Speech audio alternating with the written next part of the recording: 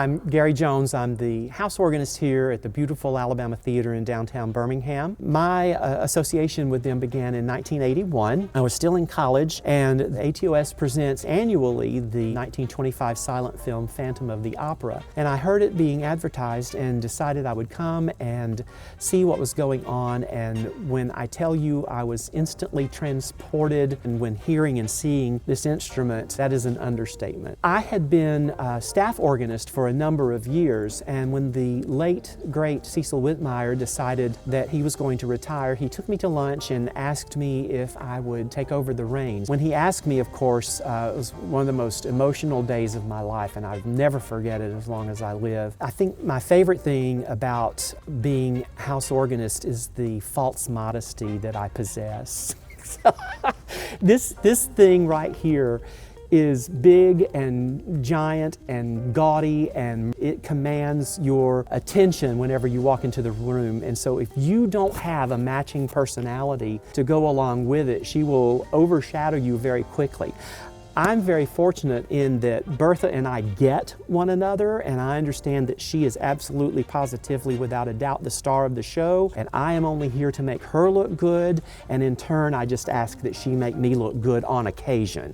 But trust me, she is very much the star of the show and the centerpiece of this theater.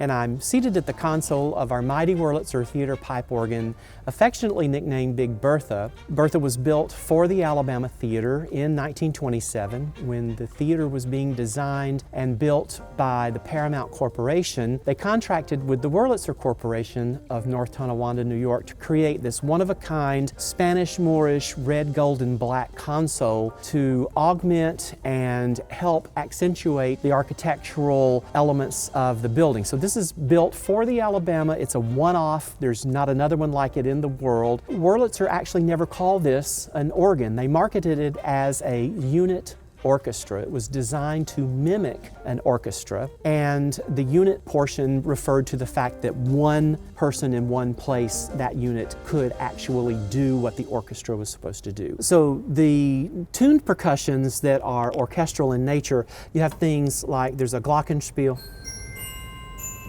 and there are some tuned sleigh bells and chimes. Then you get to the non-tuned percussions, things like a wood block. There's a cymbal, snare drum. Now, in 1927, when the Alabama was built, all films were silent. And so you had a silent film on a screen, but you needed some kind of musical accompaniment to tie emotionally the patron in the audience with the action on screen. And on this tray down here are the sound effects, the different things that you might use with a silent film. And those sound effects include things like birds,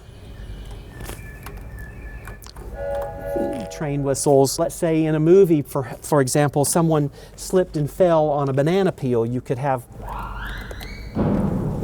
that effect, and that generally brought a smile to someone's face in the audience. So all of that put together meant that one person could control the musical mood that was being presented at that time. And after that, I began coming down and working with the organ crew on Saturdays. So in around 1986, the Costa Head organization had come upon some financial hard times. The ATOS organization approached the bankruptcy judge in 1986 and asked their attorneys, could we purchase the organ to remove from the building because it was absolutely evident that the building would be torn down. And the very savvy bankruptcy attorney said, no, if you want to purchase the organ, what you're going to have to do is purchase the building and its contents. And so that crazy little group of organ nuts raised enough money to pay the back taxes and assume the mortgage here at the Alabama Theater. It always gives me great pleasure to rise up from the pit on Bertha. I never take it for granted.